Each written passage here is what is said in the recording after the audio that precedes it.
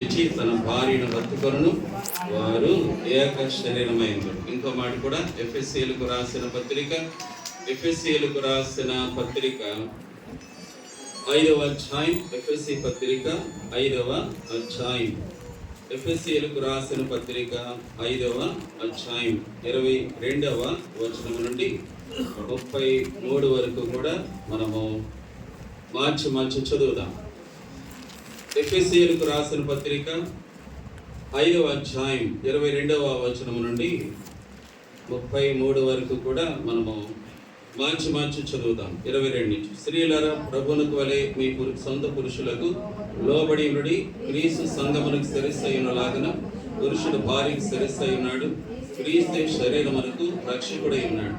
సంఘము క్రీస్తునకు లోబడినట్టుగా భార్యలు కూడా ప్రతి విషయంలోనూ తమ పురుషులకు లోబడవలను. పురుషులారా, మీరును మీ భార్యను ప్రేమించుడి. అటువల క్రీస్తు కూడా సంఘమును ప్రేమించేది కళంకమైనను ముడతైనను అటుది మరేదైనను లేక పరిశుద్ధమైనది గాను నిర్దోషమైనది గాను మహిమగల సంఘము గాను ఆయన తన ఎదుట దాన్ని నిలబెట్టుకున్నామని వాక్యమును ఉదక స్నానం చేద్దానని పవిత్రపరిచి పరిశుద్ధపరచుడిగే దాని కొరకు తనను తాను అప్పగించుకొనెను. అటువంటి పురుషులు కూడా తమ సొంత శరీరం వలె తమ భార్యను ప్రేమింపబద్ధులై ఉన్నారు. తన భార్యను ప్రేమించేవాడు తను ప్రేమించుకొనుచున్నాడు. తన శరీరమును ద్వేషించువాడు ఎవడను లేడు గాని ప్రతి వాడును దానిని పోషించి సంరక్షించుకొను. మనము క్రీస్తు శరీరమునకు అవయములుగా ఉన్నాము గనక అలాగే క్రీస్తు కూడా సంఘమును పోషించి సంరక్షించుచున్నాడు.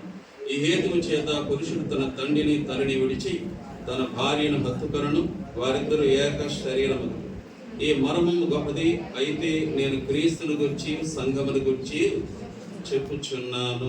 చాలండి, నేను ప్రార్థన చేస్తాం. కళ్ళు మూసుకోనండి, ప్రార్థన చేద్దాం. ప్రేమగల మా తండ్రి, పరిశుద్ధులైన దేవానికి ఎంతో వందనాలు. ఈ శ్రేష్టమైన తరుణాన్ని బట్టి నీకు వందనాలు. ఈ దినాన్ని ప్రభా దేవా పల్నాడు ఆదికాండం 2వ అధ్యాయంలో మహోన్నతుడైన తండ్రి, అనంతుడైన దేవా, ఆకాశము మహాకాశములు పట్టుజాలని మీరు, ఆకాశముని సింహాసనమైంటుడుగా భూమిని పాదపీఠమైంటుడుగా అనంతుడైన దేవు నీవు మానవాళి పట్ల మీరు కలిగి ఉన్న శాశ్వతమైన ప్రేమను బట్టి నీకు వందనాలు. ఘనమైన మా తండ్రి, ఆ మొట్టమొదటి వివాహం జరిగించింది మీరు మొదలుకొని ఈనాటి వరకు లోకములో కొన్ని కోట్ల వివాహాలు జరిగే ఉంటాయి. అయితే దీని ఆరంభికుడు నీవు, కొనసాగింపజేస్తున్నవాడు నీవు. ఈ దినాన్ని ప్రభా క్రమంలో ప్రేమగల తండ్రి సుశీల్ కుమార్ అనే యవన ప్రియుడ, అలాగే స్త్రీలాక్ అనేటువంటి కుమార్తె, వారిని ఈ దినాన్ని పరిశుద్ధ వివాహంలో మహోన్నతుడైన తండ్రి నీ సముఖమున నీ సన్నిధిలో వారిద్దరూ కూడా ప్రభా పరిశుద్ధ వివాహంలో జతపరచబడి ఉంటున్నారు. దయగల తండ్రి, వివాహానికి సంబంధించిన గైడ్ లైన్స్ అన్నీ కూడా మీరు బైబిల్లోనే రాసి పెట్టారు. దయగల తండ్రి, వధువారులు క్షేమకరంగా సుఖంగా లేకపోతే సక్సెస్ఫుల్గా విజయవంతంగా వారి కుటుంబ జీవితాన్ని ముందన దినాలు నడుపుకొనడు గాను అయ్యా నీ పరిశుద్ధ లేఖనాలు కొన్ని సూచనలు మీరు ఇచ్చారు. దయగల మా తండ్రి, ఆ ప్రకారం వారు ముందుకు సాగడానికి ఓ దేవా మీరే మాకు సహాయం చేయండి. అయ్యా నిష్ప్రయేశ్కు దాసుని మీరు గాడించండి. ఇతర నరమాంతలమై ఉన్నాం కానీ ప్రభా మీ చిత్తానుసారంగా మమ్మల్ని వాడుకోవడానికి ఇష్టపడతా ఉన్నాం. అటుకునైనా మీ దాసుని మరుగు చేసి గాడి చేసి మీ పరిశుద్ధాత్మతో నింపి మీ అభిషేకం ఇచ్చి మీ వాక్శక్తినిచ్చి దైవవాక్ మీ దాసు నాలుగు మీద ఉంచి అయ్యా కేవలం యజమానుడివైన నీ చేతులు, మహోన్నతుడైన నీ చేతులు ఒక పాత్రగా వాడుకోమని వందనాలు తెలియపరుస్తూ యేసు ప్రభువారి శ్రేష్టమైన ఘనమైన నామంలో మిక్కిలి వినయముతో మీకే అప్పగించి వేడుకొనుచున్నాము తండ్రి, ఆమేన్. ప్రియులారా, సాధారణంగా మన యొక్క ఈ వివాహ కార్డ్స్ మీద ఫస్ట్ ఇలా రాస్తారు, హోలీ మ్యాట్రిమోని అని రాస్తారు. హోలీ మ్యాట్రిమోనియా నిజంగా మరి అన్యుల వివాహాలు అయితే పెండ్లి పిలుపు అంటారు, కానీ మన దాంట్లో ఏమని అంటారంటే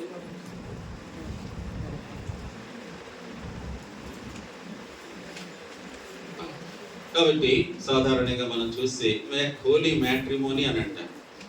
ఆ రీతిగా మనం జ్ఞాపకం చేసుకున్నట్లయితే కనుక మరి చూడండి, ఇది పరిశుద్ధ వివాహం అని తెలుగులో అంటారు. కారణం ఏంటంటే ఈ పరిశుద్ధ వివాహానికి కర్త సృష్టికర్త అయిన దేవుడే కనుక దేవుడే ఈ వివాహ వ్యవస్థని ఏర్పాటు చేసింది ఆయనే. It is him that has started it. ఆయనే ఈ వివాహ వ్యవస్థను ఆరంభించిన వాడు ఆయన. ఇప్పటికీ కొన్ని కోట్ల వివాహాలు జరిగి ఉంటాయి లోకంలో. అయితే దీని ఆరంభికుడు ఆయనే అని మనం గుర్తు చేస్తాం. అందుకే బైబిల్లో కూడా వివాహం అన్ని విషయంలోకి కూడా ఘనమైందని రాస్తాడు కదా. హెబ్రీ పత్రిక 13వ అధ్యాయంలో మాట ఉన్న మనందరికీ బాగా కంఠస్థమే కదండి. వాటికి ప్రియులారా, ఇంకొక సంగతి కూడా ఏంటంటే, ఈ పరిశుద్ధ వివాహంలో ఎవరైతే ప్రియబిడలు పాలు పొందుతున్నారో, అంటే when it is holy matrimony, ఇందులో పాలు పొంది ప్రియబిడలు కూడా జతపరచబడే వారు కూడా రక్షించబడాలని వారే ఉండాలని దేవుడి కోరిక. ఇది నా సంతోషం ఏంటంటే, సుశీలు కానీ అలాగే స్త్రీలకు కానీ మనం ఎరుగుతాం, వారిద్దరిని కూడా రక్షింపబడిన వారే.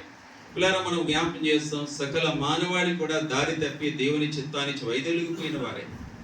బైబిల్లో మనం చూడాలంటే యెషయా గ్రంథం 53వ అధ్యాయం 6వ వచనం చూడదులేనండి. కూడా లేఖనం సెలవిస్తుంది కదా, మనమందరము గొర్రెల వలె త్రోవ తప్పిపోతేవి, మళ్ళీ ప్రతివాడు తనకి ఇష్టమైన త్రోవకు తొలగి, యెహోవా మనందరి దోషం అతని మీద మోపిన రాయబడేది. కాబట్టి సర్వలోకంలో సకల మానవాళి, ప్రపంచ వ్యాప్తంగా అన్ని దేశాలు, అన్ని రాష్ట్రాలు, అన్ని పట్టణాలు, గ్రామాలు, లేక మన భారతదేశంలో ఉన్న దాదాపు 143 కోట్ల మంది ప్రజలు కానీ, మన తెలుగు ప్రాంతాల్లో ఉన్న కనీసం 11 కోట్ల మంది కానీ, లేదా కనుక మన విజయవాడ పట్ల 60 లక్షల ప్రజలు కానివ్వండి, వీఆర్ ఆల్ సిన్నర్స్.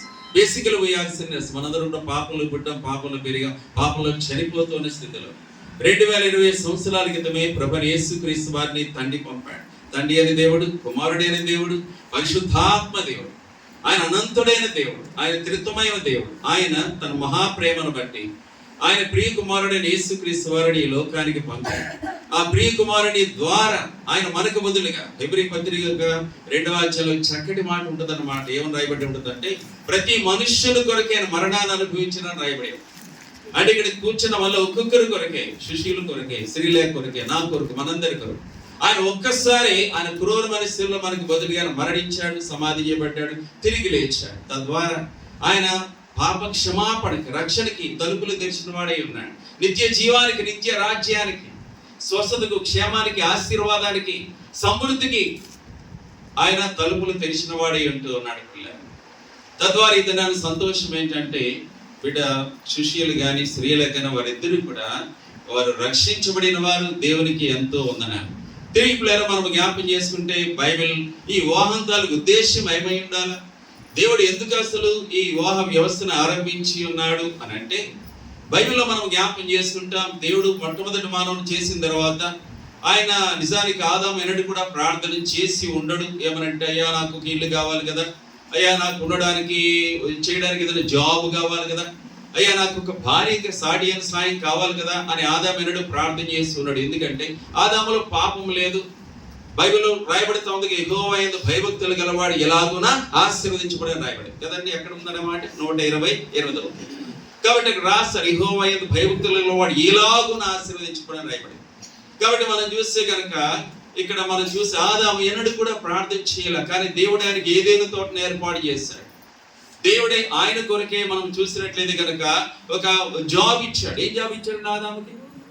ఏమండి ఏం చేశాడు? ఏదైనా తోటను అది సేద్యం చేయమని ఒక జాబ్ ఇచ్చాడు. అంటే ఏదైనా తోట ఏదో కూతంత అని అనుకోదు, ఏదైనా తోట అంటే చిన్న గార్డెన్ అనుకోదు.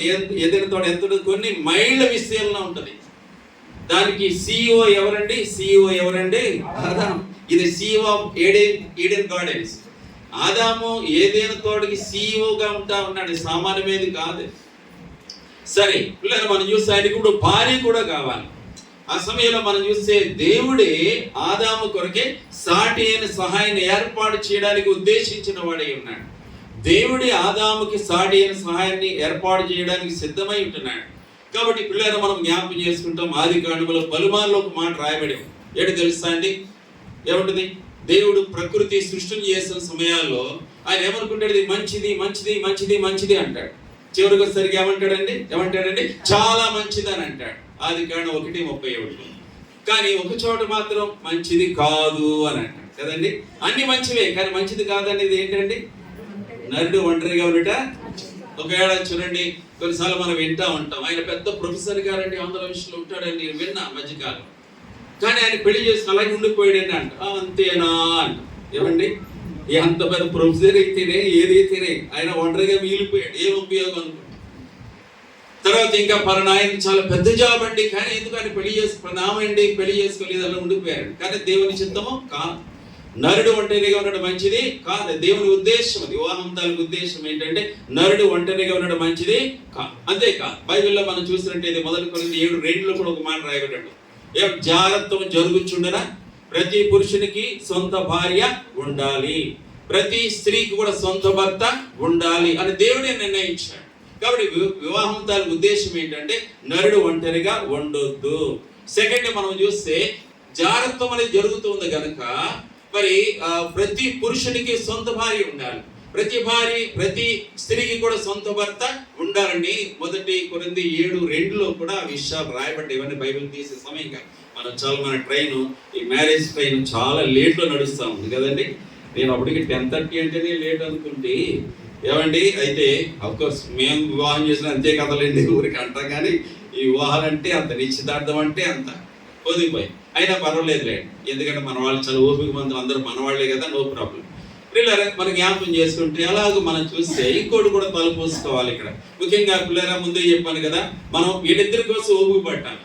ఎందుకంటే వాళ్ళకి ముఖ్యంగా టార్గెట్ వాళ్ళే, సెకండ్ టార్గెట్ మనం. ఎవరు ఫస్ట్ టార్గెట్ ఎవరు? వాళ్ళిద్దరే. ఎందుకంటే రేపు పొద్దున మనందరం మన దారిలో పోతాం, మిగిలింది ఎవరండి? వాళ్ళిద్దరే. వాళ్ళు ఖచ్చితంగా టార్గెట్ చేయాలి. అయితే నేను భయపడుతున్న యాండ్రూస్ గారిని కాదులే, యాండ్రూస్ గారిని మీకు సరిగ్గా తెలియదు, రూపస్ తెలుసు. ఆయన షూటింగ్ అంటే పెళ్లి యూజ్ ఒక పెళ్లిలో ఆయన చెప్తామంటే పెళ్లి కొడుకు దాదాపు ఏడ్చే ముఖమే, కాబట్టి పెళ్లి కూతురు కూడా ఏడు ముఖమే. బీభత్స గారు ఆ రోజు ఎక్కడో జనగామలో చూస్తారు, పెళ్లి చూస్తే అయిపోయిన తర్వాత ఏందన్నా యాండ్రూస్ అని అంటే, చెప్పాలి బ్రదర్ అంటాడు. చెప్పాలి బ్రదర్ మనం చేస్తాం. బడి ప్రియులను మనం జ్ఞాపకం చేసుకుంటే ఈ యొక్క వివాహంలో ప్రాముఖ్యమైన విషయం ఏంటంటే కనుక వాళ్ళిద్దరూ కూడా దేవుని చిత్తాన్ని స్పష్టంగా ఎరిగి ఉండాలి. అంటే ఇక్కడ బైబిల్లో ఇక్కడ ఆదికాండం 2వ అధ్యాయంలో ఒక మాట ఉంది, సాటి అయిన సహాయం అనే మాట రాయబడింది. లేదా మన హెబ్రోను సహవాసం ఈ మాట అంటే భక్సింగ్ గారి గురించి చెప్పుకున్నప్పుడల్లా దేవుని చిత్తాన్ని ఎరిగి ఆ ప్రకారం చేయుట విశ్వాసకి ధన్యతను భక్సింగ్ గారు నేర్పడమని. లేదా మన లేఖనాన్ని మనం జ్ఞాపకం చేసుకుంటే ఇక్కడ 2 సారి మాట వాడాడు. ఏంటంటే సాటి అయిన సహాయం అన్న మాట వాడాడు. ఈ సమయంలో సుశీలు కానీ అలాగే అమ్మాయి బిడ్డ స్త్రీలకు కానీ విషయాన్ని ఖచ్చితంగా జ్ఞాపకం చేసుకోవాలి.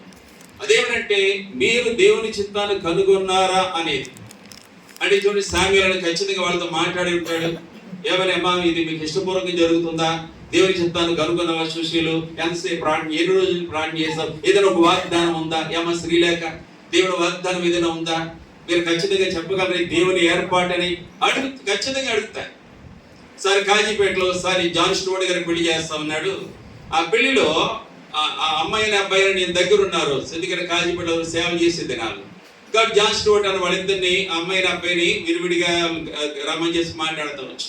వాళ్ళిద్దరు కూడా వాళ్ళు అవ్వడానికి బాగా హైలీ ఎడ్యుకేటెడ్ పీపుల్, వాళ్ళు స్మార్ట్ పీపుల్, కానీ దేవుని చిత్త విషయంలో వాళ్ళకి సరి అయినట్టు లేదు.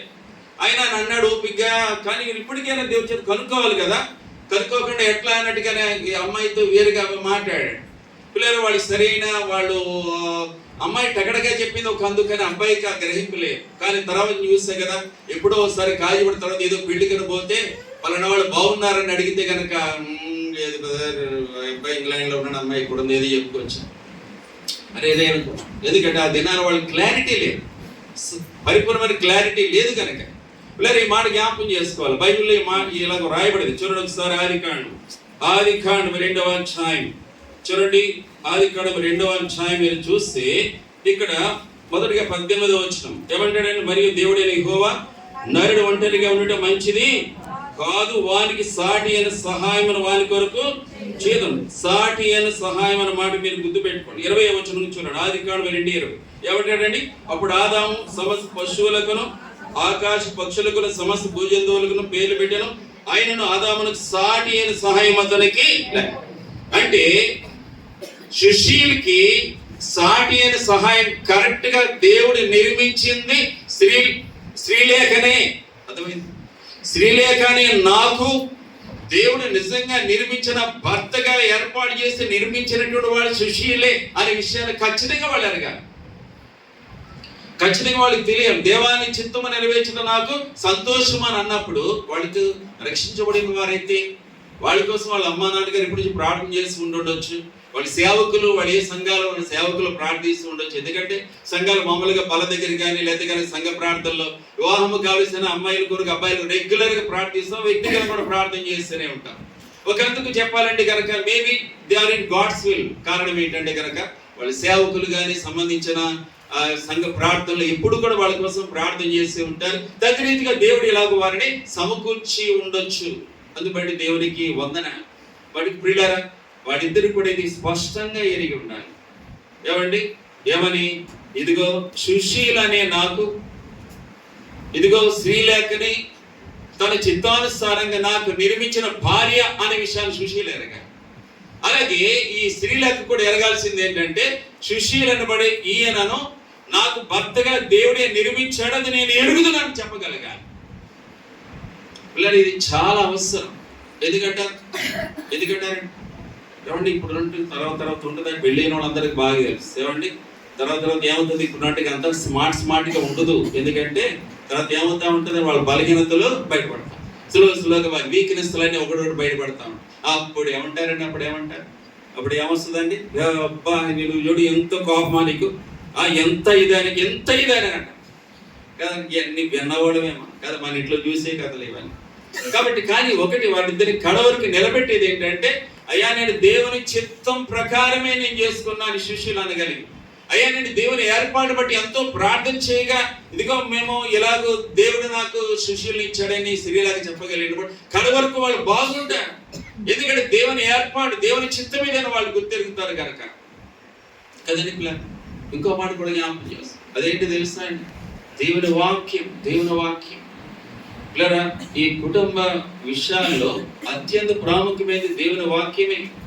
చూడండి, బజారుకి వెళ్ళామనుకోండి, బజారుకి వెళ్తే వస్తువు కొంటే దానికి మాన్యువల్ ఇస్తారు. మన మామూలు సంగతి మనందరికీ తెలిసింది. అయితే వివాహ విషయంలో దేవుడు the best manual, either manual అని కూడా సరికాదేమో, కానీ వివాహ విషయంలో దానికి సంబంధించిన కట్టడలు కానివ్వండి, విధానము కానివ్వండి, దేవుడు తన గ్రంథంలో అద్భుతంగా పొందుపరిచాడు. వేరేది ఏమీ కూడా లేదు. లోకంలో రకరకాల పుస్తకాలను మీరు చూసారో లేదో, సక్సెస్ఫుల్ బిజినెస్ చూసారండి మీరు? యవనసులు తెలుస్తాయి ఏంటంటే సక్సెస్ఫుల్ బిజినెస్కి ఏం చేయాలా, ఆధార్ పేరు, బేబస్ అని పేరు ఉన్నాయి. సక్సెస్ఫుల్ ఏంటది జాబ్, సక్సెస్ఫుల్గా ఈ లోకంలో ఎలా బ్రతకాల అని ఎన్నో పుస్తకాలు ఉన్నాయి. కానీ సక్సెస్ఫుల్ మ్యారేజ్కి అత్యంత అవసరమైనది బైబిలే.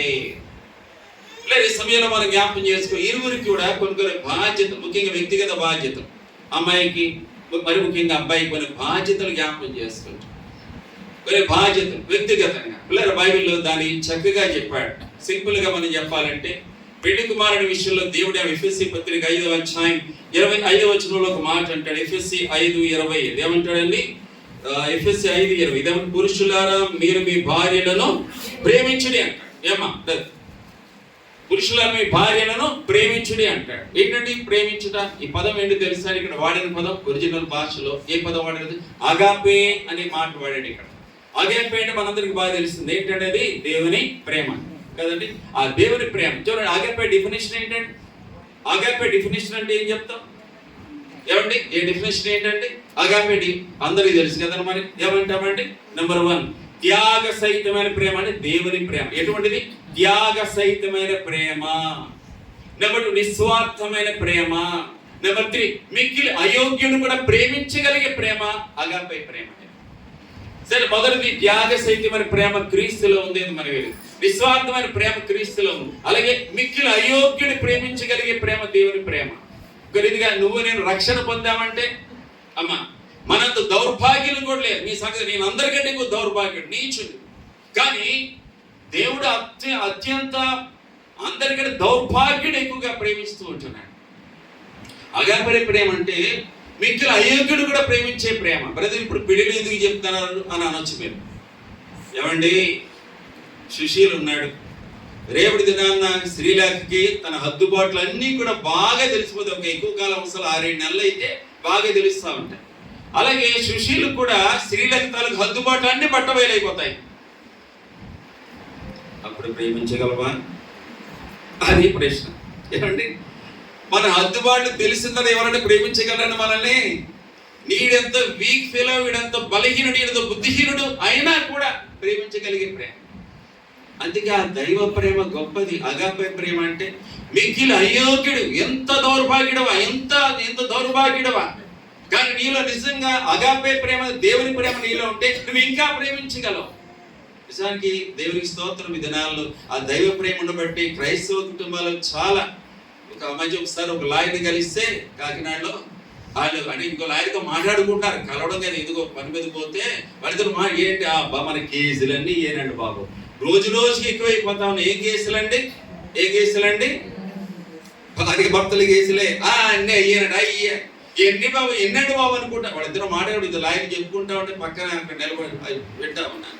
ప్రేమ మనం జ్ఞాపం చేసుకున్నట్లేదు కనుక ఈ దైవ ప్రేమ నిలబెట్టేది, క్రీస్తు ప్రేమ నిలబెట్టేది. అందుకే ఇక్కడ అగపై ఇక్కడ ఏమంటాడండి చూడండి, ఎఫెసీ 5:25 అలా చూస్తే, పురుషులారా మీరు మీ భార్యలను ప్రేమించుడి అన్నాడు. అంటే కనుక ఇక్కడ అగాపే అనే ప్రేమ అంటే దైవ ప్రేమతో ప్రేమించు.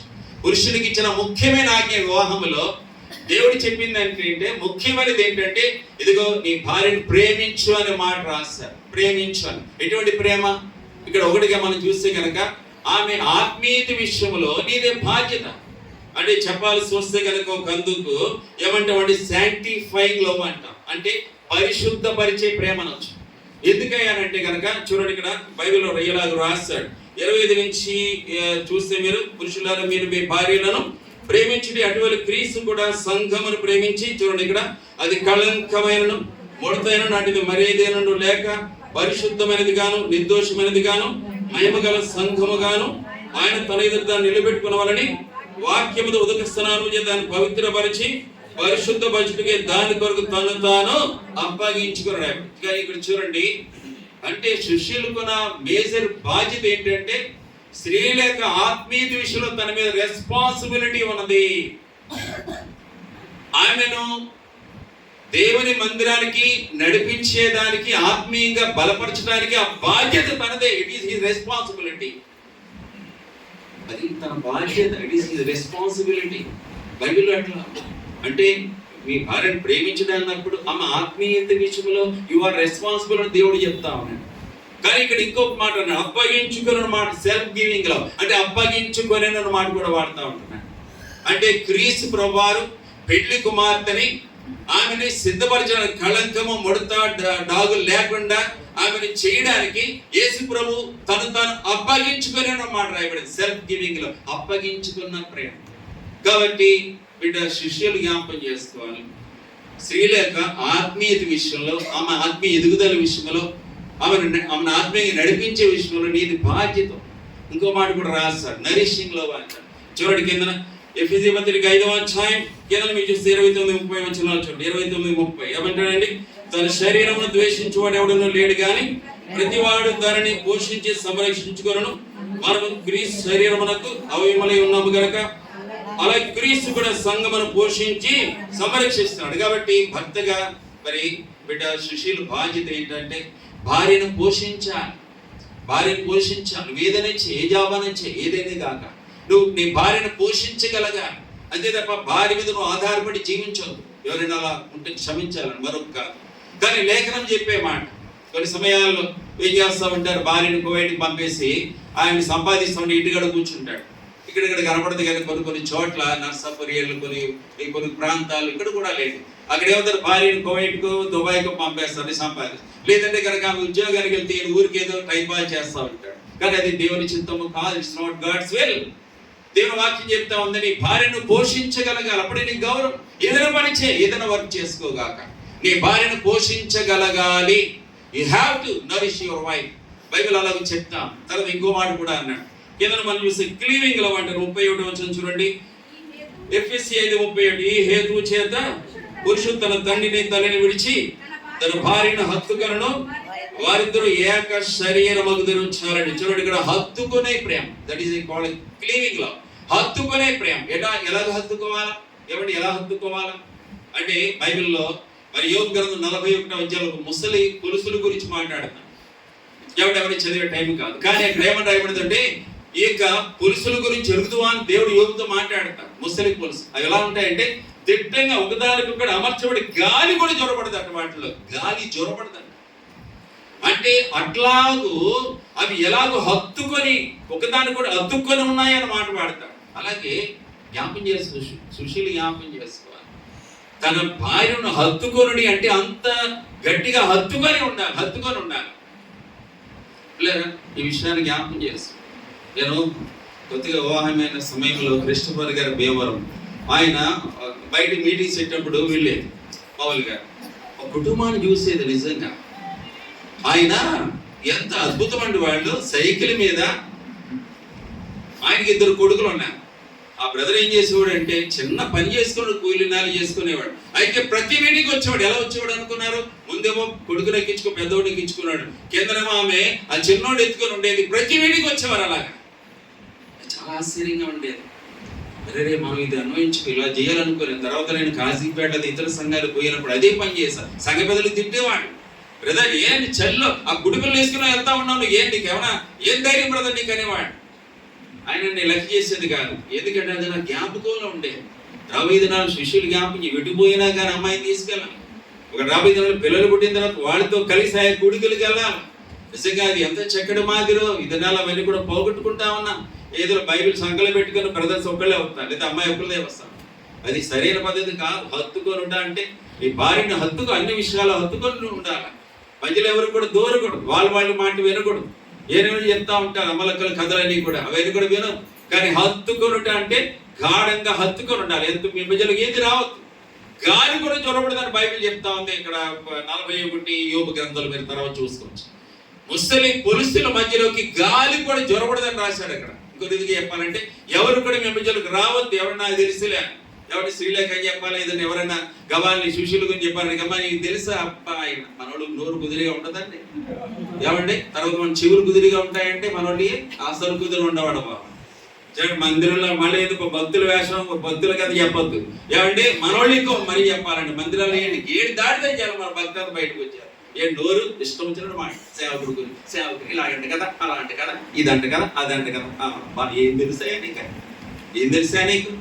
కాబట్టి సుశీలు జ్ఞాపం చేసుకో. అమ్మాయి గురించి ఎవరైనా ఎదురు చెప్పారనుకో, అయ్యా నాకు తెలుసులయ్యా, దేవుడు నాకు చూపించాడు, నేను అమ్మాయికి నాకు ఇష్టం, నేను ప్రేమిస్తాను చెప్పగలను. శ్రీలేఖ కూడా అంతే. అది అలాగన్నా అలాగా బ్రదరు ఇలాగా అబ్బే నాకు తెలియలేదే, అలా తెలుసుంటే ఏమండి పెంచ మాటలు పెంచే కథండి. అవన్నీ నాన్ సెన్స్. అయితే హత్తుకో అంతే. ఇలా తర్వాత ఇంకోటి కూడా రాయబడేది. ఏమన్నా రాయబడి ఉండదంటే హానరింగ్ లవ్ అని చెప్తా అంటాడు. చూడండి ఒకసారి 1 పేతురు పత్రిక 3వ అధ్యాయం, త్వరగా చూడండి. 1 పేతురు 3వ అధ్యాయం ఒక మాట చక్కటి మాట రాస్తాడు. ఏమన్నా తెలుసండి? హానరింగ్ లో 1 పేతురు 3వ అధ్యాయం కింద మీరు చూస్తే కనుక 7వ వచనం చూడండి. 3:7 చాలా విషయాలు ఉన్నాయి కానీ చూడండి.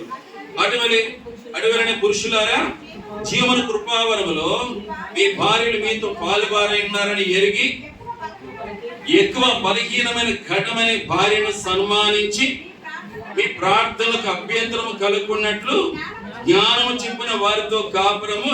నీ భార్యను సన్మానించి, ఎందుకు సన్మానించాడు? వీక్ పర్సన్ కాబట్టి సన్మానించాడు. మీ ఇద్దరిలో ఎక్కువ బలహీన ఘటం తనే అంటాడు. సోదరులు కోపం తెచ్చుకునే అవసరం లేదు, కానీ బైబిల్లో రాశాడు కదండి. బలహీన ఘటం అంటే they are much weak people then men. పురుషుల కంటే స్త్రీ బలహీన ఘటం కాబట్టి అంటా ఉన్నాడు కదా, చూడయా నువ్వు జ్ఞానముగా కాపురం చేసుకో.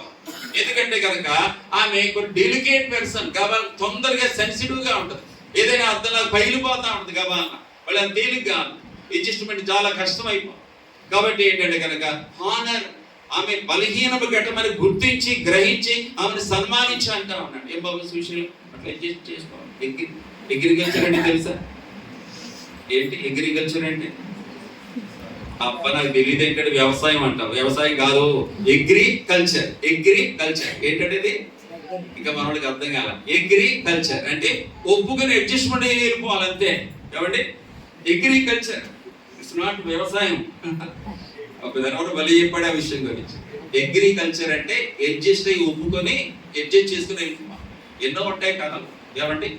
వదిలే పిల్లరా. ఇప్పుడు భార్యల విషయంలో కూడా దేవుడు ఎక్కువగా పురుషుల గురించి ప్రేమించిన మాట చెప్తే భార్యల గురించి ఎక్కువగా చెప్పింది ఏంటంటే ఎక్కువ అనేక కొలస్సీ పత్రిక 3వ అధ్యాయంలో ఉంటుంది. అక్కడ తర్వాత మనం చూసినట్లయితే కనుక తీతు పత్రిక 2లో రాశాడు.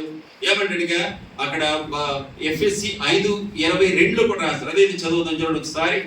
ఎఫ్ఎస్సి 5:22, ఎఫ్ఎస్సి పత్రిక 5:22 ఏమంటాడండి? స్త్రీలారా ప్రభువునకు వలె మీ సొంత పురుషులకు లోబడి ఉన్నాడు. ఈ మాట పదే పదే చాలా చోట్ల ఉందని ఈ మాట. 3:18 కొలస్సీలో ఉంటుంది, తీతు పత్రికలో ఉంటుంది.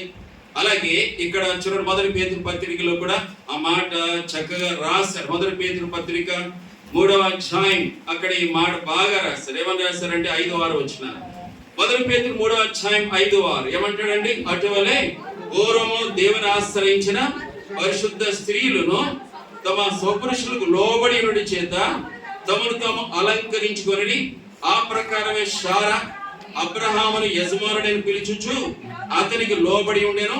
మీరును యోగ్యముగా నడుచుకొనుచు ఏ భయమునకు బెదరికి ఉండేలా ఆమెకు పిల్లలు అవుతున్నాడు. నాకు తెలిసిన ఒక అక్కని నేను చాలా కాలం చూస్తున్నా. వాళ్ళ పెళ్లి అవ్వడం నాకు తెలిసి, ఎందుకంటే రోజు నేను దగ్గరే ఉన్నాను కాబట్టి అప్పటికి స్టూడెంట్స్గా కాలేజ్ మందిరానికి వెళ్ళేవాడు. తర్వాత అంచెలంచెలుగా పెద్ద కమిషనర్ అయిపోయి, పెద్ద ఆఫీసర్ అయిపోయి. అయితే ఆ ఫ్యామిలీని చూస్తూ వచ్చాను కదా, డ్యూటీ నుంచి వచ్చిన గబాలు కాపీ కాసి భర్త చేస్తుంది. ఆయన సేవకుడు చాలాసార్లు చూసాను. అట్లా ఎంతో దీనంగా ఉంటుంది, తగ్గించుకొని ఉంటుంది. చాలా ఎరుగుది. నేను గబాలు ఏదైనా పనుడు గబగబ చేసుకుంటుంది. అవడానికి షీఈ్ ఎ కమిషనర్, ఒక డిస్ట్రిక్ట్ ఆఫీసర్ ఆమె. కానీ ఏమాత్రం కొంచెం ఎంత ఎదుగుదామన్నా కూడా గర్వం కనబడదు. ఏం చెప్పాలండి బాబు, ఏం చెప్పాలి? కాస్త అంత ఏదైనా కాస్త ఏదైనా ఇదైతే కనుక మన వాడికి ఎంత అంత కాదు, వ్యవస్థంగా వచ్చేస్తుంది. లేదా అది అస్సలు తగ్గితే నిజులు అదే డేంజరస్ వ్యవహారం అయిపోయింది. లోబడ్డం అనేది వ్యవస్థమైన కథ అయిపోయింది. కానీ బైబిల్ సెలవిస్తూ ఉంది, లోబడ్డం అనేది శారా అబ్రహాముకు లోబడిందని ఆయన. అది చాలా ఆశీర్వాదకరమైంది.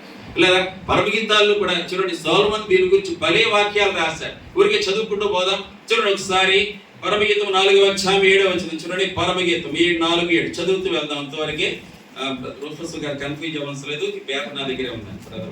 పేపర్ నేను దగ్గరే మంచిది, చేతులన్నీ పట్టుకొని కంగారు పడితే కన్ఫ్యూజ్ అయిపోతాం. అన్నో భోజనాలు అంటే బాబు కదా, మనవాళ్ళు మంచోళ్ళండి బాబు. ఎప్పుడు మన వాళ్ళందరూ కూడా ఓపిక మంత్రి, నో ప్రాబ్లం. చూడండి పరమగీతం 4వ అధ్యాయం 7వ వచనములో అధిక సుందరివి నీ యందు కళంకమేమీ లేదంటాడు. చూడండి ఇక్కడ మొట్టమొదటిగా మనం చూస్తే గనక నీవు అధిక సుందరివి అనే అంటే ఏంటంటే కళంకము లేనిది, మచ్చలేనిది. కాబట్టి మొట్టమొదటి మాట ఇదిగో నీవు అధిక సుందరివి, నీ యందు కళంకమేమీ లేదు. ఈ సాక్ష్యం లేదు కనుక ఈ మాట సుశీల్ చెప్పగలిగి ఉండాలి. తర్వాత చూడండి సామెతల గ్రంథం 19వ అధ్యాయం 14, సామెతలు 19:14 ఏమంటాడండి? త్వరగా చూడండి. సామెతలు 19వ అధ్యాయం 14వ వచనం ఏమంటాడండి? 19:14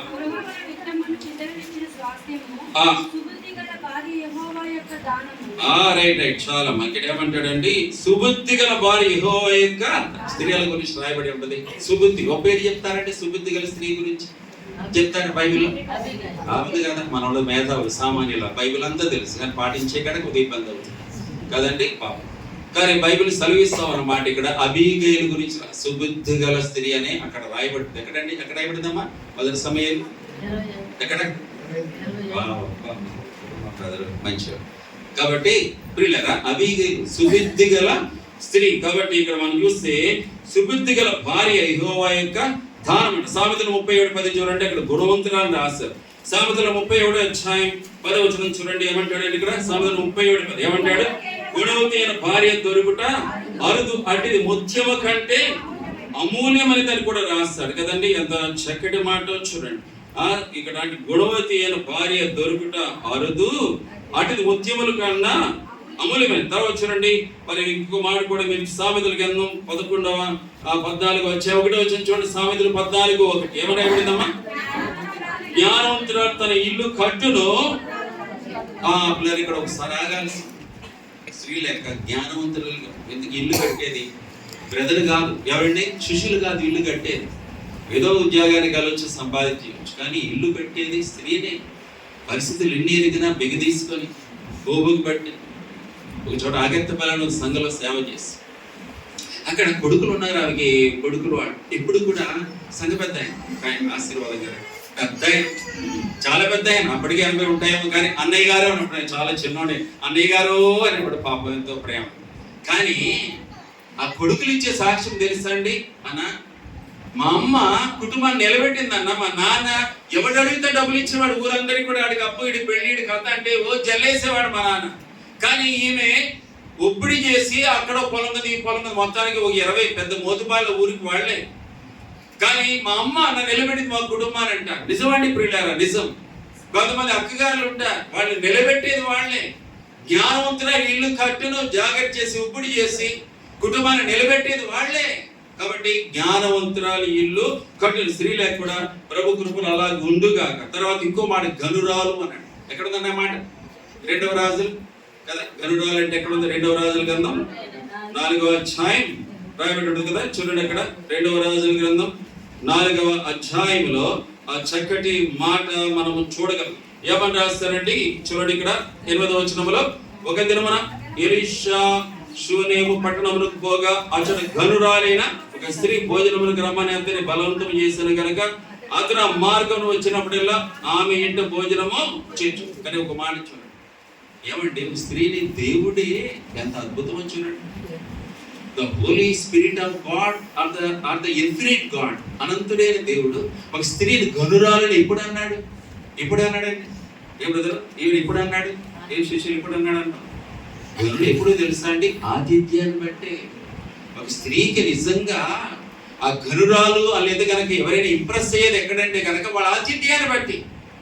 లేదా మనోళ్ళు చాలా పిసిరుగొడ్డు కథలో ఉంటారు, టీ ఇవ్వడానికి లేదా కాఫీ ఇవ్వడానికి లేదా వచ్చిన వాళ్ళకి ఆ సంత ఏదైనా ఇవ్వడానికి నానా బేమస్సం అయిపోతా ఉంటారు. కానీ ఒకటి పిల్లరా, దేవుడే ఒక బిరుదించాడు, ఏమని? గనురాలు. లేదా వేరే గంట ఏముండి ఉండాలి ఆమెకి మనకి తెలియదు బయట. కానీ ఒకటి ఎవడు కనబడుతుంది ఏంటంటే కనుక ఆమె ఆతిథ్యం ఇచ్చే సహోదరి, అంటే కనుక ఆతిథ్యం ఇచ్చే మనసున్న సహోదరి. కాబట్టి పిల్లరా, ఈ దినాలు స్త్రీ లేక అలాంటి గనురాలుగా దేవుని దృష్టిలో, సుశీల దృష్టిలో కూడా నా భార్య ఘనమైంది. ఎందుకంటే చక్కటి ఆతిథ్యం వస్తుంది. ఎవరైనా వచ్చి అన్నగారు సేవకులు వచ్చినా ఎవరైనా వచ్చినా కూడా ఎంత చక్కగా రిసీవ్ చేసుకుంటారు. ఈమెను కూడా చూస్తే అక్కడ ఎలీషా ప్రాంతంలో వెళుతున్నాడని తెలిసి ఈమె ఎంత చక్కగా రిసీవ్ చేసుకుని, అయ్యా భోజనం చేసి వాళ్ళ దాడిపోకండి, వెళ్ళిపోద్దు దయచేసి. అబ్రాహ్మణుడు కూడా అలా చేశాడు, దాడిపోవద్దు మమ్మల్ని అన్నాడు కదా. లేదా కాబట్టి ఏంటంటే ఆతిథ్యం మరొకటి కొంతమంది తెలియకనే దేవదూతలకు ఆతిథ్యమో 13 కదా. కాబట్టి గనురాలు అనే మాట చక్కటి మాట వాడాడు. తర్వాత చూస్తే కనుక చూడండి, సామెతల గ్రంథం 11వ అధ్యాయం 16, సామెతలు 11:16 ఏమని రాశారండి? సామెతలు 11:16 ఏమని రాశారండి? నేనేరు గల స్త్రీ ఘనతనందును బలిష్ఠులు ఐశ్వర్యం చేయబడతారు. కానీ ఇక్కడ నేనేరు అంటే మృదువైన అర్థం వస్తుంది. మృదువైన అనగానే 1 పేతురు 3వ అధ్యాయం వరకు స్త్రీ ఎట్లా ఉండాలి? మృదువైన స్వభావం కలిగి, దీన మనసు కలిగి ఉండాలి. 1 పేతురు 5వ అధ్యాయంలో దీన మనసు అలంకారాన్ని ధరించాలంట. కాబట్టి స్త్రీ లేక అట్టి విధానముగా దీన మనస్కురాలై మృదువైన స్వభావం కలిగిన వారే.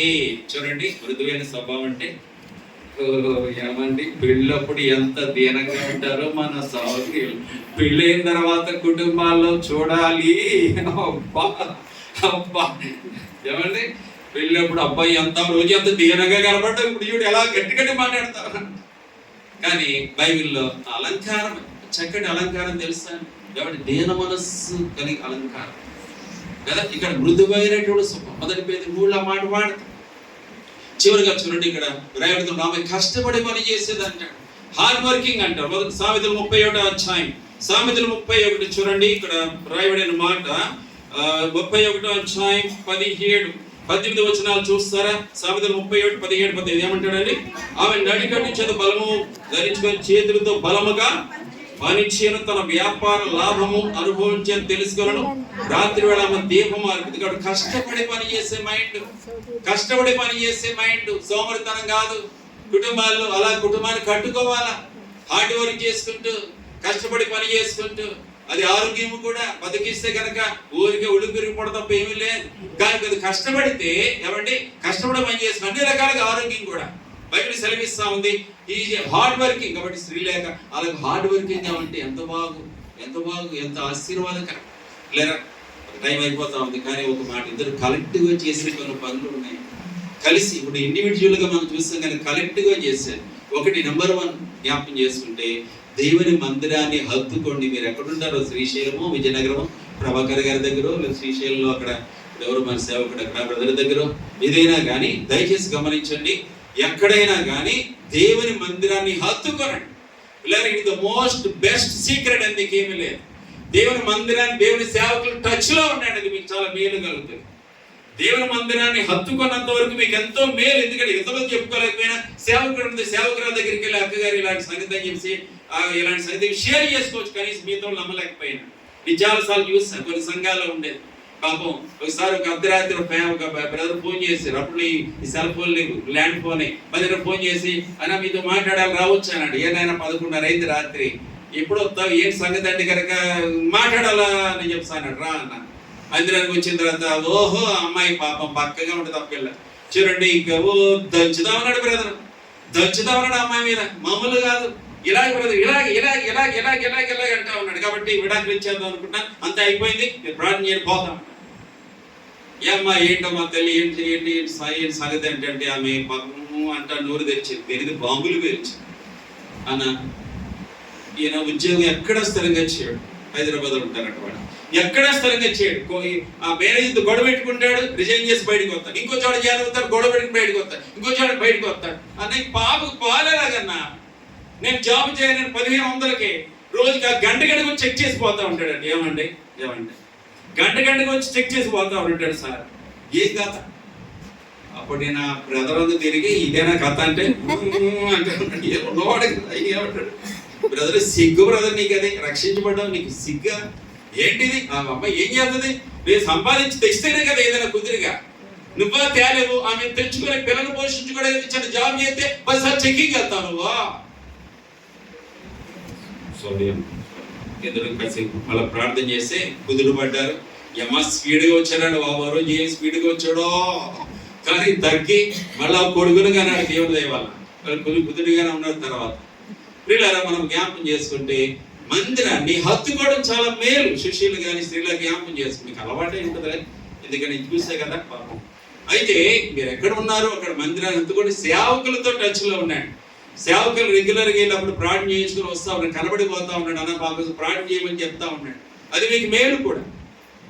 రెండవది జ్ఞాపకం చేసుకోవాలా ఏంటంటే, మీరు సమృద్ధిగా ఉండాలని కోరుతున్నారా? ఏమండి శిష్యులు కానీ స్త్రీలు, మీరు సమృద్ధిగా ఉండాలని కోరుతున్నారా? ఈ పని చేయండి. మీ టైత్ దేవుని మందిలో ఖచ్చితంగా కానుపెట్టి వేసేయండి. ఈ సేవకులు ఎటుపోయినా ఏ సంఘానికి సంఘం నుంచి ఎంతోమంది ఇస్తారు కదా. ఖచ్చితంగా నేను సగం ఆవిడ సగం వేయడం ఆనవైతే. ఒకవేళ కనుక 20,000 ఇచ్చారనుకోండి, 2,000 10,000 నేను 1000 ఇస్తాను. ఒకవేళ 30,000 ఇచ్చారనుకోండి, 3,000 15,000 ఇద్దరు కలిసి కానుపెట్టేయడం గ్యారెంటీ. చూడండి న్యూస్ మన మధ్య నర్సప్ప, నేను మొన్న పోయాను, నిన్నే కదా సేవకులు మీటింగ్. అయితే అక్కడ ఒక ఫ్యామిలీని బాగా ఎదుగుతుంది. రోజు ఆ దారిన పోతుంటే ఒక అక్కగారు ఆమె బ్రదర్ అంది. ఎందుకంటే ఆమె ముక్కుపుచ్చి ఎప్పుడు చూస్తాను కానీ బైబిల్ బ్యాగ్ ఉంటే తెలిసిపోదు కానీ సేవకులు గుర్తుపడేస్తారు వెంటనే. కాబట్టి బ్రదర్ అంటే చూసి షాప్లో ఉంది. ఏంటమ్మా ఏంటమ్మంటే అన్నా రండి కూర్చోండి ఇది మందే, షాప్ మందే. ఎందుకన్నా దేవుడు మమ్మల్ని ఎంతగా దీవించాడన్నా, ఎంత ఆశీర్వదించాడన్నా. ఒకప్పుడు అన్న తోపుడు బండ మీద ఈ వ్యాపారం చేసేవాళ్ళం. అయితే తెలుసా మా దగ్గర ఇప్పుడు ఈ పౌడర్ టీలు ఉండేవాడు. వాళ్ళకాడ ఏంటంటే పౌడర్ టీలు ఏం చేసేవాడు తెలుసా అండి?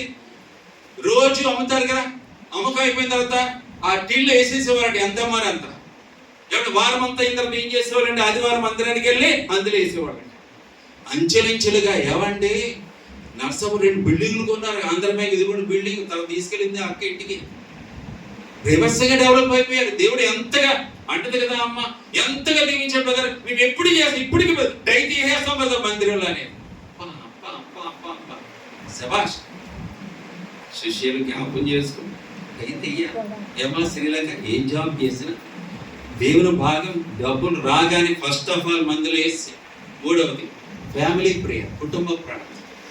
ఇలా హెబ్రోన్ లైన్లో మనకు ఉన్నటువంటి ఆధిక్యత కుటుంబ ప్రార్థన. ప్రతిదినం కూడా కలిసి ప్రార్థన చేసి, మూడో వ్యక్తి ప్రభు మన మధ్యలో ఉంటాడు.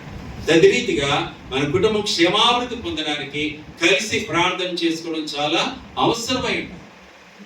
కాబట్టి ఈ హెచ్చరికలు ఇవన్నీ కూడా అవసరం ఇద్దరికి కూడా. ప్రేమగల దేవుడు ఎట్టి మాటలు బిడ్డల కొరకు ఆశీర్వదించును గాక. ఆమేన్.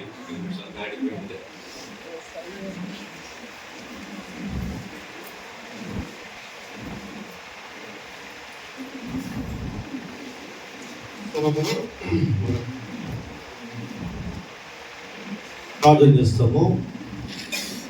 వాక్యం చాలా మంది సేవకులు ప్రభువా, పరిశుద్ధమైన మా దేవ, ఈ యొక్క శుభకరమైన దినంలో తండ్రి మీరు తల్లి గర్భంలో రూపి శ్రీశీలను శ్రీలేఖాన్ని ఏర్పాటు చేసుకొని దేవ మీరు నిండు కాలంలో రక్షించి తండ్రి ఈ రీతిగా మీరు జతపరచడం నీ సంకల్పమైనందుకు స్తుతిస్తూ ఆరాధిస్తూ చెప్పాం.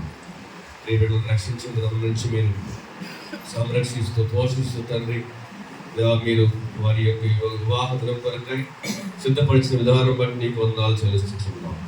చెప్పబడిన లేఖనాల ప్రకారం తండ్రి వారు ఇరువురు కలిసి చిత్తాన్ని గ్రహించిన వారుగా తండ్రి కలిసి నడవడానికి తండ్రి నీ చిత్త ప్రకారంగా తండ్రి నీ సెలవించిన మాన్యువల్ దేవుని యొక్క వాక్యం ప్రకారంగా వారు జీవించడానికి తండ్రి లోబడి ఉండడం, ప్రేమించడం తండ్రి మీరు ఈ యొక్క ప్రమాణాలను వారు పాటించడానికి తండ్రి తద్వారా తండ్రి వారు ఈ ఆశీర్వాదం పొందుకునే వారిగా ఉంటారు. మీరు సెలవించిన మాటలు బట్టి ఆ రీతిగా తండ్రి మీరు లేఖనాల ప్రకారంగా తండ్రి రానున్న దినాల్లో తండ్రి వారు చక్కటి కుటుంబముగా ఆతిథ్యమించి అందరికీ ఆదర్శకరమైన కుటుంబముగా ప్రేమించే కుటుంబముగా తండ్రి అగాపే ప్రేమ కలిగి ఉండడానికి సహాయం దయచేయండి. ప్రియమైన శిష్యులను బట్టి సులేఖను బట్టి వందనాలు చెల్లిస్తున్నాం. రాబోయే దినాలలో మహిమపరిచి నామునకు కీర్తి కలిగించే బిడ్డలుగా చేయమని తండ్రి వివాహము జతపరచబోతుండగా ఈ దాసును కూడా తండ్రి బలపరిచి వివాహ కార్యక్రమంలో తోడు నడిపించమని చేర్పించిన వారందరికీ కూడా వర్తమానం లేఖనాల ద్వారా మీరే కూడా మరొకసారి పునశ్చరణ చేసుకునే భాగం ఇచ్చిన వందనాలు చెల్లిస్తున్నాం. యేసుక్రీస్తునామములో ప్రార్థించి వేడుకుంటున్నాం తండ్రి.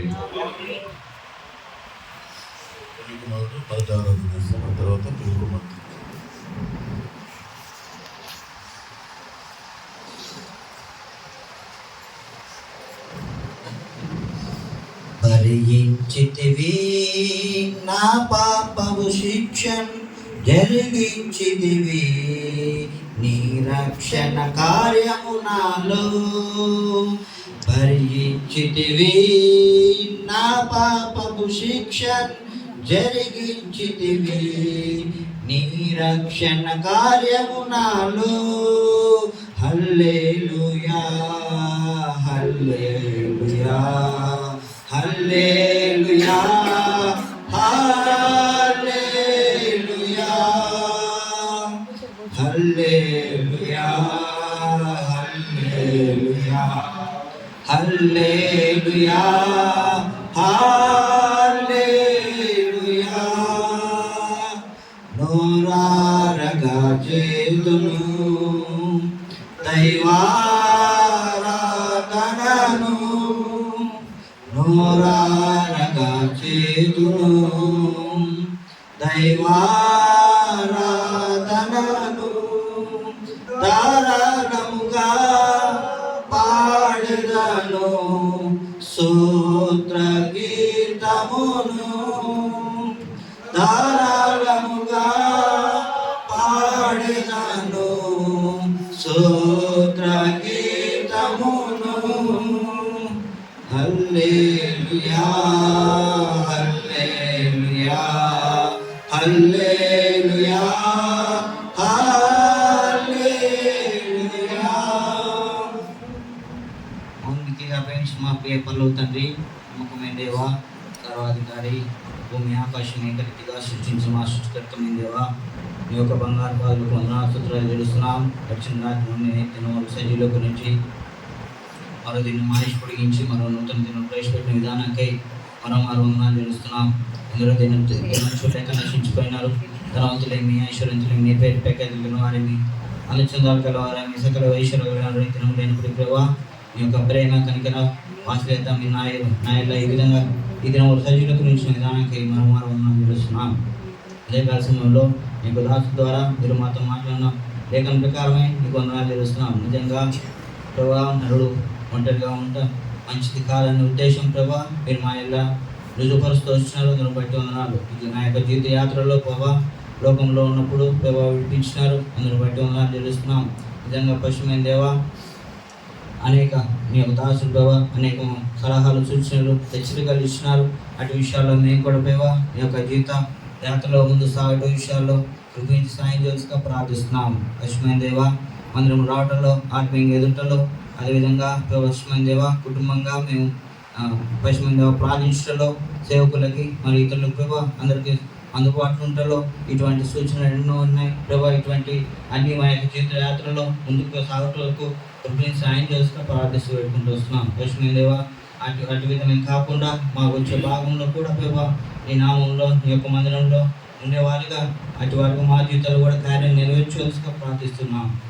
పశ్చిమైన అదేవిధంగా మా యొక్క జీవితయాత్రను మీరే ముందుగా నడిపించమని దేవా నా జీవితయాత్రలో పశ్చిమైన దేవా ఎన్నో కష్ట నష్ట దుఃఖ వ్యాధి బాధల్లో నీటి దినం వరకు దేవా సహాయపడిన విధానానికి నీకు వందనాలు స్తోత్రాలు తెలుస్తాం. పశ్చిమైన దేవా నీ చిత్తం ఏమైందో మా వద్ద నెరవేరుస్తూ వచ్చిన విధానానికి నీకే మరోమారు వందనాలు స్తోత్రాలు చెల్లిస్తూ మీరు మాకు ఇచ్చిన గొప్ప అమయ సమయానికి వందనాలు చెల్లిస్తూ పశ్చిమైన దేవా ఈ లోకంలో నా యొక్క బంధుమిత్రులు ఏమి స్నేహితులు ఏమి శ్రేయప్లేసులు ఏమి ఇరువురు వారు ఎవరు చూపించని గొప్ప ప్రేమ దినదినం మీరు మనలో చూపిన విధానానికి వందనాలు స్తోత్రాలు చెల్లిస్తూ మరోమారు ఆరాధిస్తూ మీరే మహిమ గంట ప్రభావం పొందమని మీరు మాకు ఇచ్చిన గొప్ప సమయానికి వందనాలు చెల్లిస్తూ వేసినామని ప్రార్థించి నేను వేడుకుంటున్నాం తండ్రి. ఇప్పుడు పెళ్లి కుమార్తె శ్రీల ఆరాధించి స్తుతించి కృతజ్ఞతలు చెల్లించి అప్పగించుకుంటాం. పరిశుద్ధ ప్రేమమైన దయమైన నీకు ఆరాధనలా సూచనలు చెల్లించుకున్నాను. ఇది నిన్న తండ్రి సరైన సస్సులాగా మనకు సందేశంలో తండ్రి ఇటు రీతిగా ఆరాధించడానికి మన సజీవంగా ఉంచాను.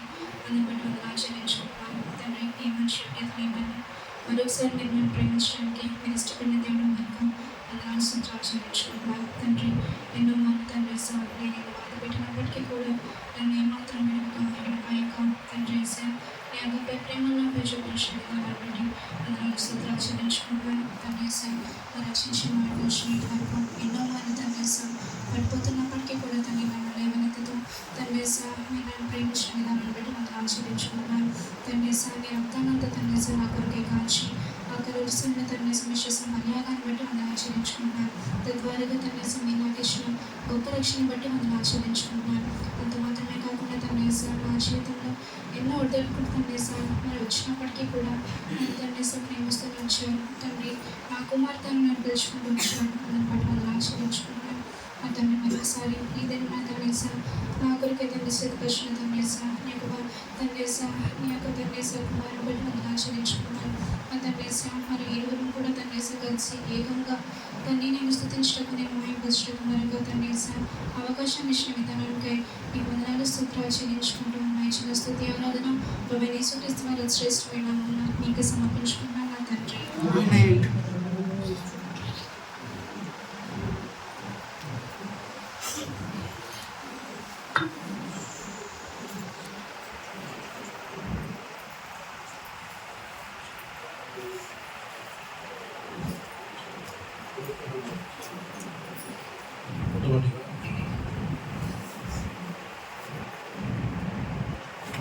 మొట్టమొదటిగా సుశీల్ మరి ప్రమాణం చేస్తాడు. ఆ తర్వాత శ్రీలేఖ మరి ప్రమాణం చేస్తుంది.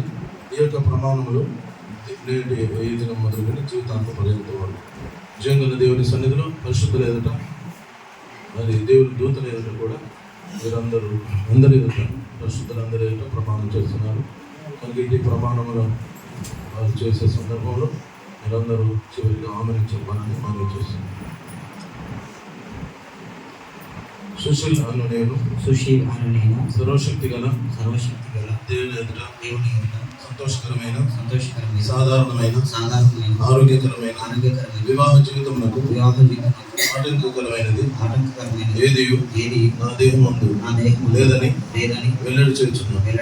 ఇక్కడ కూడి వచ్చిన వారందరూ మరియు నన్ను ప్రేమించి నా కొరకు నన్ను తాను అప్పగించుకుని నా ప్రేమ గల రక్షకుడైన యేసుక్రీస్తు ఎదుటను దేవుని వాక్యం ద్వారా దేవుని వాక్యం ద్వారా బయలుపరచబడిన బయలుపరచబడిన ఆయన పరిపూర్ణ చిత్తమును బట్టి ఆయన పరిపూర్ణ చిత్తం నా ప్రేమ గల రక్షకుడు ఆ ప్రేమ గల రక్షకుడు శ్రీలేఖను నా కొరకు అనుగ్రహించి ఉన్నాడని సంపూర్ణంగా నమ్మి నా పెళ్లి భార్యగా స్వీకరించున్నాను.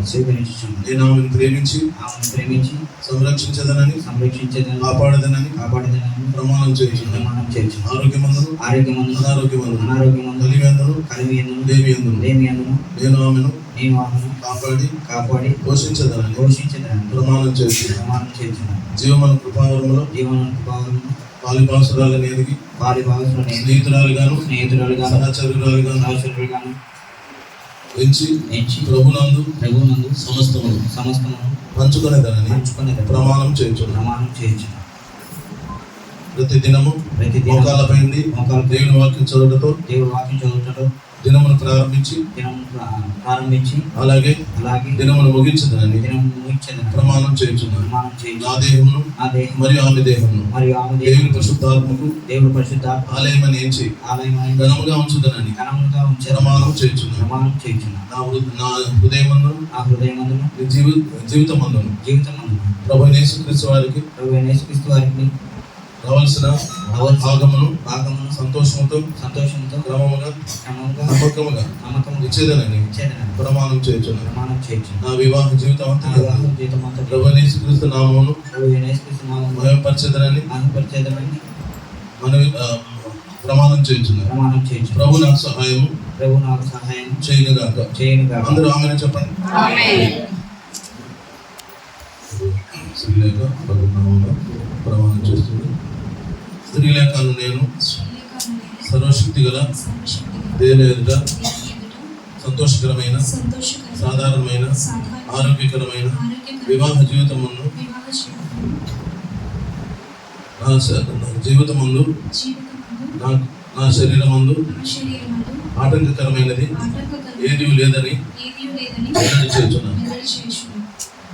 ఇక్కడ చేయవచ్చిన వారందరి ఎదుటను మరియు నన్ను ప్రేమించి నా కొరకు తను అప్పగించుకుని నా ప్రేమ గల రక్షకుడు యేసుక్రీస్తు ఎదుటను ఆయన వాక్యం ద్వారా బయలుపరచబడిన ఆయన పరిపూర్ణ చిత్తమును బట్టి నా ప్రేమ గల రక్షకుడు సుశీలను దేవుడు నాకు అనుగ్రహించున్నాడని పరిపూర్ణంగా నమ్మి నా పిల్లి భర్తగా స్వీకరించుతున్నాను. నేను అతన్ని ప్రేమించి సంతోషంగా చేయదునని లోబడి ఉండునని ప్రమాణం చేస్తున్నాను. ఆరోగ్యమందును అనారోగ్యమందును కలిమియందును లేమియందును నేను అతన్ని ప్రేమించి ప్రభునందు అతడు కుటుంబమునకు శిరస్సని గౌరవించదనని ప్రమాణం చేస్తున్నాను. దినమును దేవుని వాక్యము చదువుటలో మోకాలపై ఉండి దినమును ప్రారంభించి అలాగనే దినమును ముగించదనని ప్రమాణం చేస్తున్నాను. నా దేహమును మరి అతని దేహమును దేవుని పరిశుద్ధాత్మకు ఆలయమని ఎంచి ఘనముగా ఉంచుదనని ప్రమాణం చేస్తున్నాను. నా హృదయమందును జీవితమందును నా ప్రభువుకు ప్రథమ స్థానం ఇచ్చి ఆయనకు రావాల్సిన భాగమును సంతోషముగా నమ్మకముగా క్రమంగా ఇచ్చేదనని ప్రమాణం చేస్తున్నాను. నా వివాహ జీవితం అంతర్యంలో ప్రభు యేసుక్రీస్తు వారిని మహిమపరిచి హెచ్చించదనని ప్రమాణం చేస్తున్నాను. ప్రభు నాకు సహాయము చేయను గాక. అందరం చెప్పండి. ఇప్పుడు ఇద్దరు ప్రమాణం స్థిరపరచడం ఇద్దరు ఆరాధించి దేవుని స్థితిస్తారు. ప్రభాకరన్న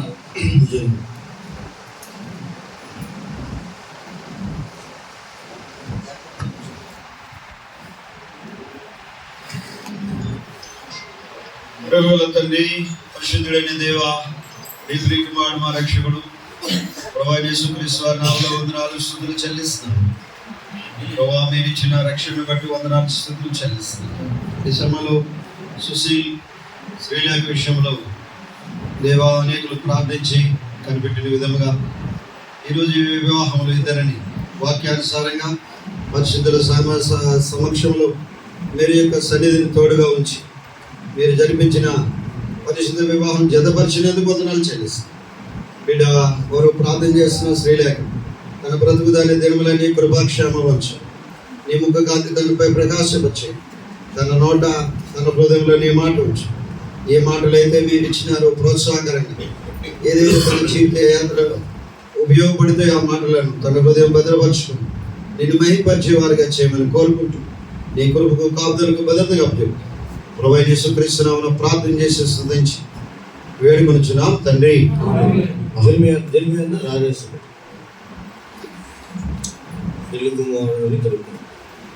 ప్రేమగల పరలోక తండ్రి, వాక్యమైన దేవ, ఏకాంగులను సంసారాలకు చేయవాడ, కుటుంబాలు కంపే తండ్రి స్తోత్రాలు. ఆది ప్రారంభ కుటుంబాన్ని ఇచ్చిన దేవ స్తోత్రాలు. మీ వాక్యాన్ని బట్టి స్తుతిస్తున్నాం. ఇరువురు బిడ్డలు శశి అండ్ శ్రీలేఖ ఎవరు మీ చేతుల్లో పెడుతున్నాం. వారు మీ సన్నిధిలో పరిశుద్ధ సమక్షంలో వాక్యముతో పాటలతో దైవజనులతో జతపరచబడిన శుభదినాన్ని బట్టి స్తుతిస్తున్నాం. వారొకరితో చేసిన ప్రమాణాలు ఇవన్నీ మీరు ఆలోచించారు. మరి ప్రమాణం ప్రకారం కట్టుబడి జీవించే కృపనిచ్చే దేవుడు, శక్తినిచ్చే దేవుడు. 9 దినాల్లో వారి ప్రమాణం ప్రకారం మరి ఎక్కువగా కలిసి ఒంటరిగా చేయలేంది, ఇద్దరు జత కూడి మరి ఎక్కువగా మేము ప్రేమించి సేవించి సంఘానికి ఫలదాయం తెచ్చి వారికి చెల్లి ప్రార్థన చేస్తుంది. మరి అబ్రహాం శారాల వలె, ఇసాకు రిబ్కాల వలె, అప్పుల పుస్తకాల వలె కూడా మరి ఎక్కువగా మీ పనులు పరిచర్యలో అనేకులకు ఆశీర్వాదకరంగా దేవుని దాసులకు సహకారులుగా మీకు మహిమార్థం నుంచి ప్రార్థన చేస్తాం. ఇసాకు ఆ దేశం ముందు నివసించిన వాడి పంట వేసిన గుణంతలుగా ఫలం పొందినట్లు అన్ని విషయాల్లో అభివృద్ధి చెందినట్లు భౌతిక విషయాలు, ఆరోగ్య విషయాలు తల్లి కాలంలో ప్రధానంగా ఒకరి గర్భఫలం ఇచ్చి వారి సంతోషం కూడా సంపూర్ణ చేయమని కోరు. మీరే 3 పేటలు త్రాడు త్వరగా తెగదన్నట్లు మధ్య ఉండి నడిపించి మహిమను ఓర్పు సంస్థను అప్పగిస్తూ యేసుక్రీస్తు ఘనమైన నామమున ప్రార్థించి అడిగి వేడుకొనిస్తున్నాం తండ్రి. ప్రేమలిగిన మా పుల తండ్రి, మహాకరుడ మహోన్నతుడ పరిశుద్ధుడ నీతి నివాసమైన దేవ, అద్భుత ఆశ్చర్యకారు సూచక్రియలు మహత్కార్యములు గంభీరమైన కార్యం చేయలేడు. మా ప్రభువును రక్షకుడు యేసుక్రీస్తు వారి సర్వశక్తుల నామమున స్తోత్రాలు. జ్ఞానాది కాల సంకల్పం ప్రకారం జగత్ పునాదులు వేయబడక మునిపే క్రీస్తు యేసులో ప్రేమ చేత ఈ కృపామహిమ కీర్తి కలుగుటకై ఈ నూతన దంపతులను యవనస్తులను మీరు ఏర్పరచుకుని స్తోత్ర. బాల్యం, విద్యాభ్యాసం, యవన ప్రాయం అన్నిటికంటే ముఖ్యంగా అనుగ్రహించిన రక్షణ, బాప్తిస్మ అనుభవం, సంఘ సహవాసం, ఆరాధన, ప్రభువుల సహవాసంలో వారిని సిద్ధపరిచి బలపరుస్తూ ప్రభుని యొక్క పరలోక కుటుంబీకులుగా చేసి పరలోక ఆనంద సంతోషంతో నింపినందుకై స్తోత్ర. జీవిత యాత్రలో వారు ఒంటరిగా ఉండటం మంచిది కాదని తన వారి కొరకై ఒకరినొకరు సహాయముగా చేయడానికి, జీవమైన కృపావరములో వారిని జీవిత పాలిభాసులుగా చేయడానికి, భార్యాభర్తలుగా దంపతులుగా చేయడానికి మీరు ఇష్టపడి అనుగ్రహించిన ఈ దినం బట్టి స్తోత్ర. ఇది యెహోవా ఏర్పాటు చేసిన దినం, దీనిని మేము ఉచ్చరించి సంతోషించదాం. కనుక ఈ సంతోషములో ఈ దినమున ప్రారంభించిన ఈ ఆనంద సంతోష జీవితాంత పర్యంతం నిలుచున్నట్లుగా మీరు అనుగ్రహించిన పరిశుద్ధ లేఖనాలను బట్టి ఉన్నారు. విదాసం ద్వారా అందించినటువంటి అమూల్యమైన ఈ వాక్యం బట్టి స్తోత్రాలు.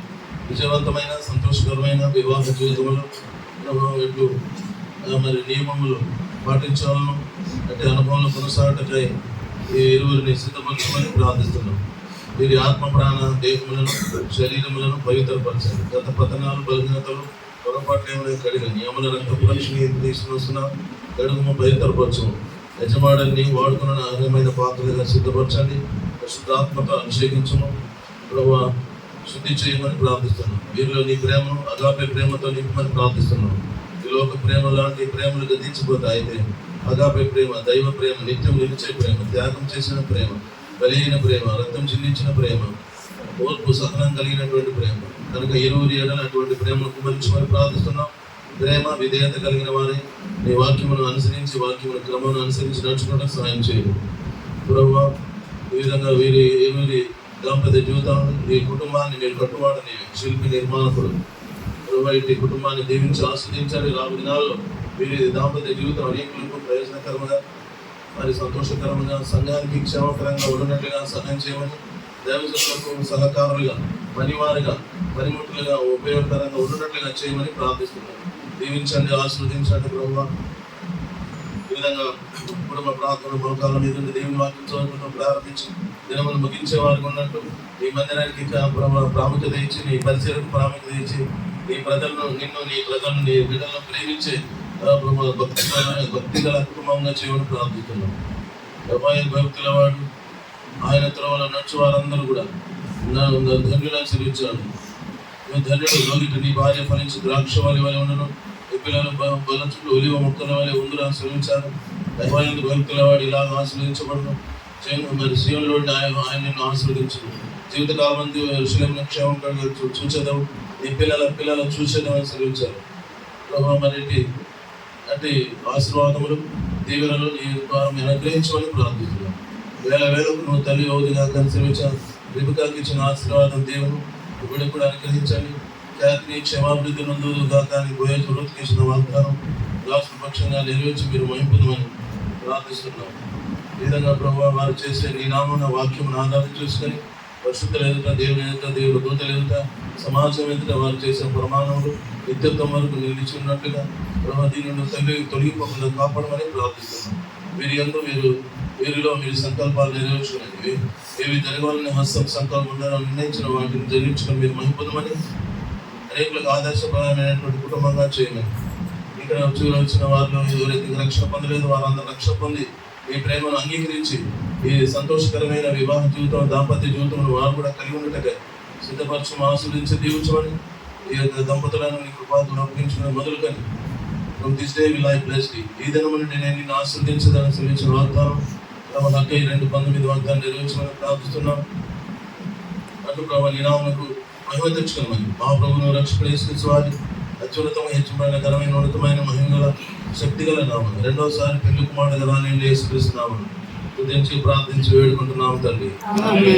మన తండ్రి దేవుని ప్రభు యేసుక్రీస్తు కృప పరిశుద్ధాత్మ కన్యా సహవాసి బిడ్డలకు ఈ బృహత్తర దంపతులకు ఈ బిడ్డలకు సదాకాలం తోడైన ఈ యొక్క దంపతులు వారు ఇరువురు దేవుని చిత్త ప్రకారంగా వాక్యానుసారంగా వారు మరి ప్రమాణం చేసిన ప్రకారం వారు దంపతులను ప్రకటిస్తున్నాం.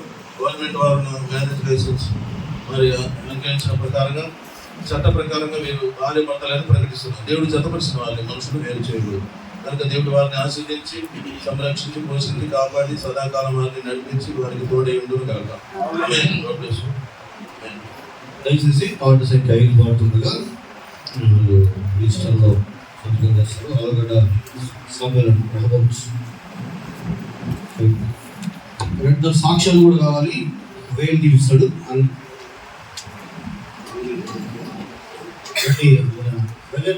జన్మేష్ గారు కుమారి ఆలకించు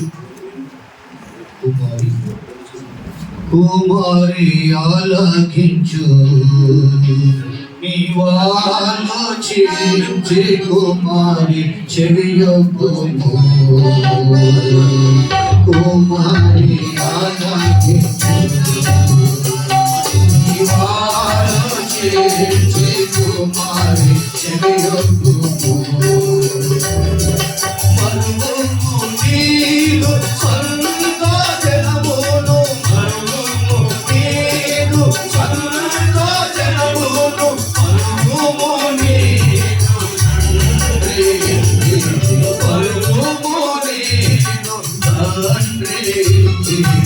కుమారి ఆలకించు నీవాలోచించే కుమారి చెవియొక్కుము నీ రాజు నీ ప్రభు నీ సోదరుడు నీ రాజు నీ ప్రభు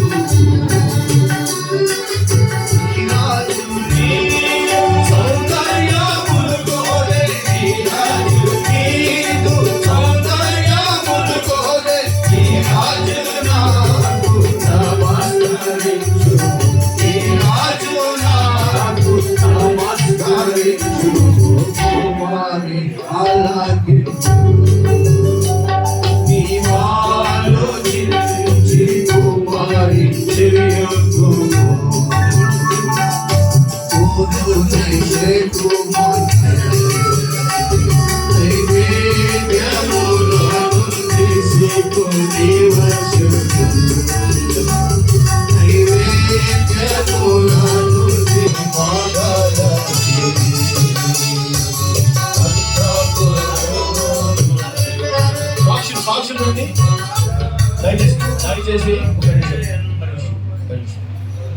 సాక్షులు మన సుశీల్ అంటే సన్నీ తరపున ఒకరు, శ్రీలేఖ తరపున ఒకరు సిద్ధంగా ఉంటే సామెల శ్రీలేఖ తరపున బ్రదర్ వచ్చాడు.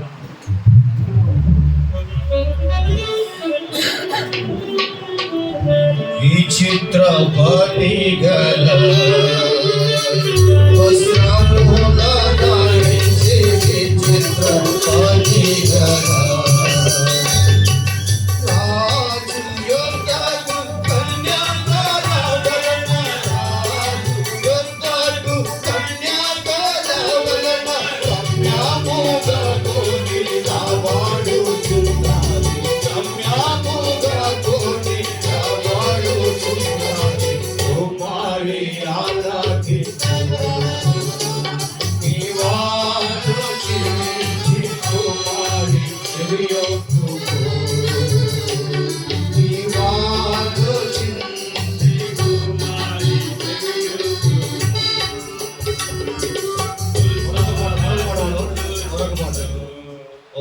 నీ కార్యం నీ కార్యములు అతి గంభీరములు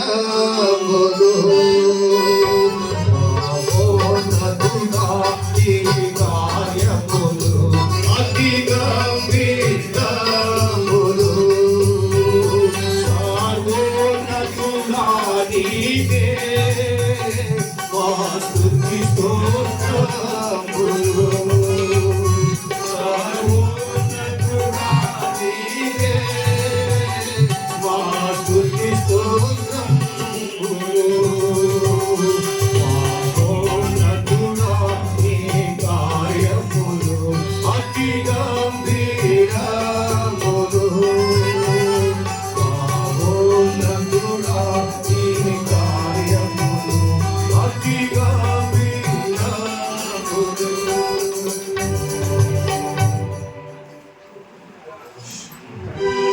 పొడిగా ప్రవహించు నదిని పోలి మమ్ము పొడిగా ప్రవహించు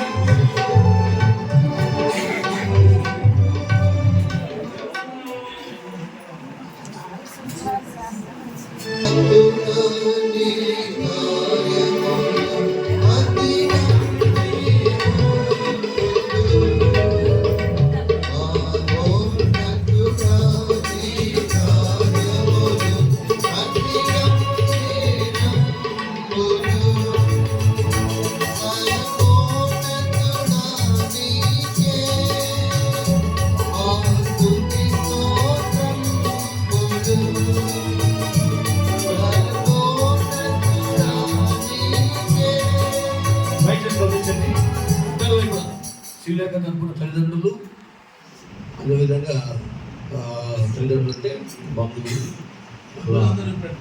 బంధువులు అంటే ఆంటీ గారు శ్రీలేఖ తరపున ఆంటీ గారు వాళ్ళ నానమ్మ, ఓకే నానమ్మ ఉండొచ్చు.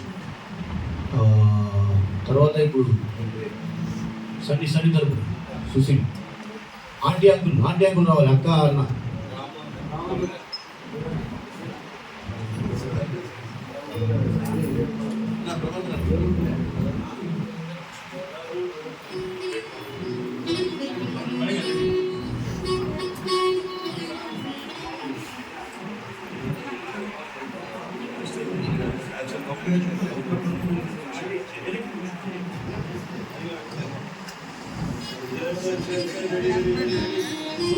వాళ్ళ అమ్మ నాన్న వీళ్ళు యువతలో నిద్ర వాళ్ళే.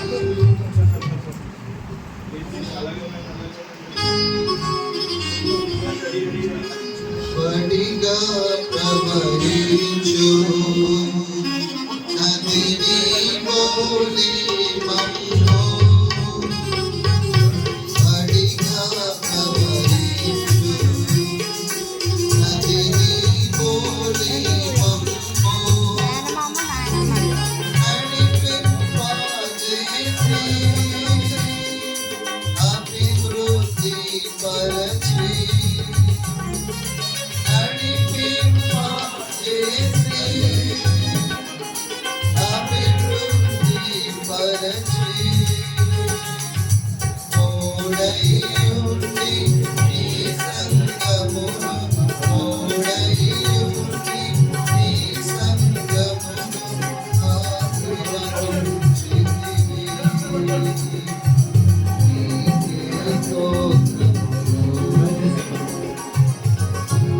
ఫోటోలు అవి వాటికి కొద్దిగా సమయం తక్కువ ఉంటుంది. ఫోటోగ్రాఫర్ కొద్దిగా మీరు కూడా చూసి చేయాలి. ట్రైన్లోకి పోయే వాళ్ళు 50 సేవకులు, వాటి సేవకులందరూ ఒక్కసారి స్టేజ్ దగ్గరకు వస్తే అందరి తరపున లాస్ట్ ప్రార్థన చేసి అందరూ వచ్చి ఒక చిన్న మూలి సేవకులు దగ్గర వరకు చూశారు. అందరూ ఎక్కడున్నప్పుడు సేవకులందరూ ఒక్కసారి